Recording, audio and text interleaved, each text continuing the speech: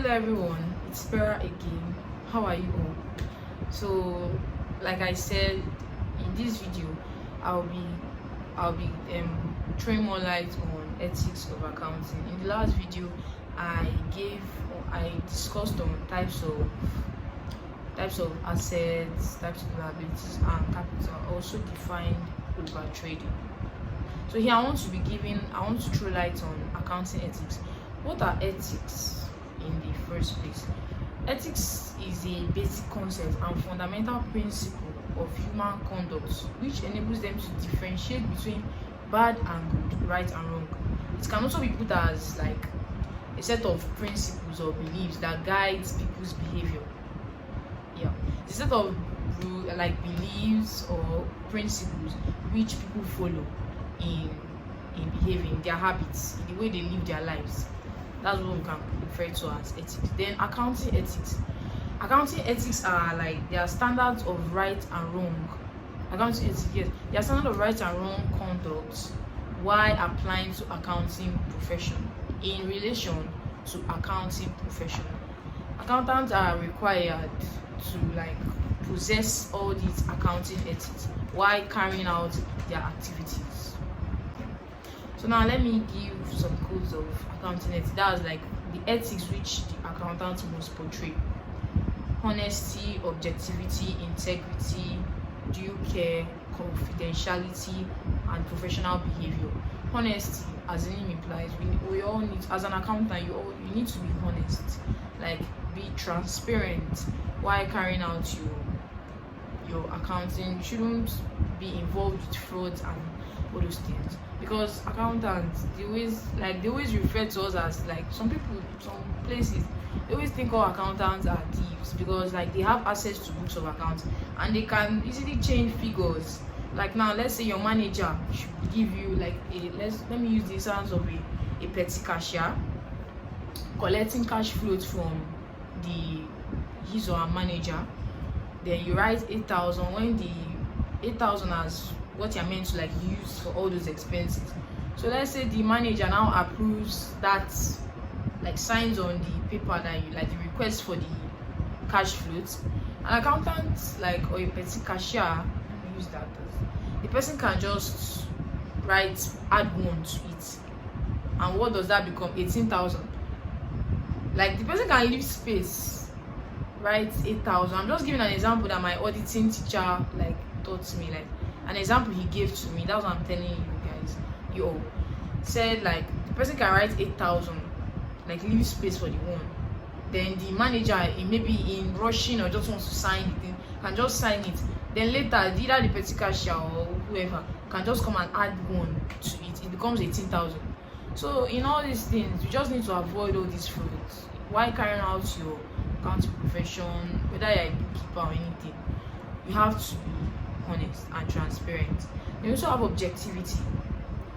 He or she should not allow the biased conflict of interest or undue influence affect him in carrying out his activity. You need to focus on your goal, your objective. You need to focus on it and know what you are here for. Don't allow any conflict of interest or anything. Don't allow your own interest to make you, because it's when you think about your family problems and everything, you start putting it. You want to commit frauds and have some personal gain. It's not done. Then integrity. A good bookkeeper, a good accountant should be straightforward in carrying out. That will give you a good and good image and good integrity. They will know you for that. Once they know that this person does not commit crime, they have trust in you. It brings a good image to him or her. Then due care. An accountant should be able to carry out his activities with due care. Don't be negligent in carrying out your activities. It's called negligence. You just do anyhow. You don't exercise reasonable care. It's not done. There are 3 things. They said is conflict of interest, exercise reasonable care, and utmost good faith. Those are 3 what do you call it? Actually, it's 3 fiduciary duties. I remember. 3 fiduciary duties. You must exercise reasonable care, don't allow a conflict of interest, and have utmost good faith, and that one is under confidentiality, which I'm going to go under. Confidentiality means that's another code of accounting ethics. You should be able to be confidential. You shouldn't give out information anyhow about your business or any information at all, except maybe there are exceptions to that, but I won't go to that one. I'll just give you one. Maybe you are allowed, maybe the company is going through an investigation. If a company is going under an investigation, sometimes you actually need to like give out some information if the company is under investigation by court order too. A court can also order you to give out some certain information. So there are other exceptions as to where an employee, as to where an accountant, the bookkeeper can give out confidentiality. But if not, you should be able to be confidential. You shouldn't talk anyhow, giving information about your business. It can affect the business. Then professional behavior. It will comply with the relevant laws and regulations. You should know all follow the rules and regulations of your business. As a professional, you should have a professional behavior, follow rules and regulations and the rest. Then what are the importance of this ethics? It will make people have confidence in the services provided through confidentiality. Now, if someone is confidential, if you don't give in a bad image about your company, other people want to come into it, won't give a bad image to the particular company. It can also be linked, you can call that goodwill, to give the company a good image. Then the information will show a true and fair view, because if there are no fraud, if the accountant is honest and transparent, the accountant exercises reasonable care, the information provided will have a true and fair view. That's it.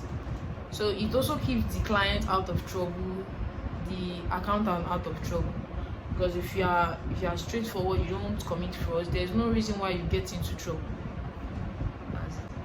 Then it also ensures public trust in financial reporting. Like I said, integrity. This one is attached to integrity. If you have a good integrity, people know you that you don't commit fraud and all those kind of things. They will have trust in your capability. It creates public trust in your financial reporting. Then let's go to the unethical behaviors in accounting profession.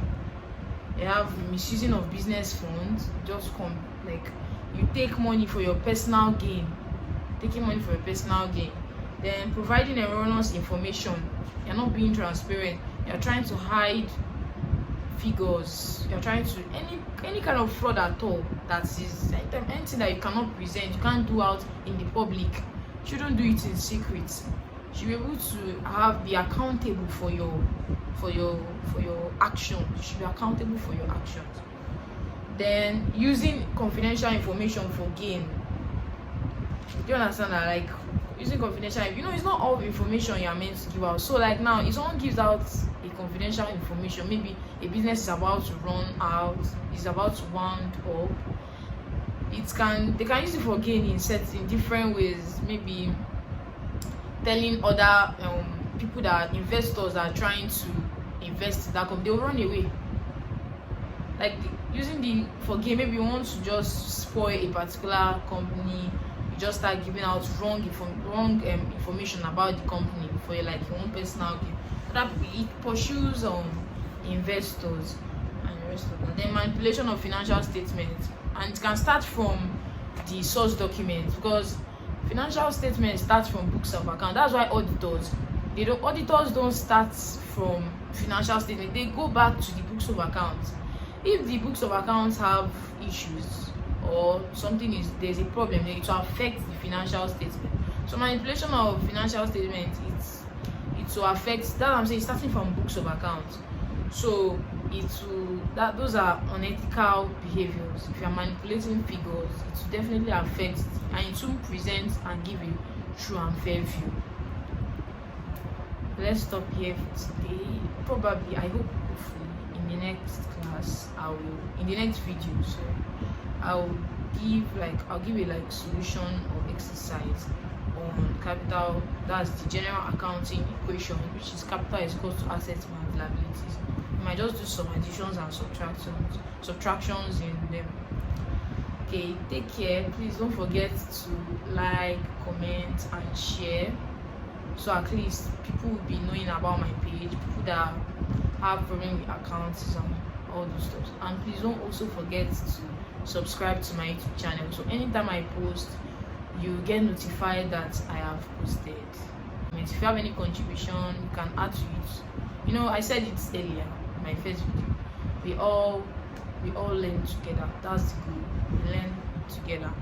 So if you have any questions or contributions, please, you can just write that down in the comment section. Don't forget to like, comment, and share, and also subscribe. Bye, and have a nice day.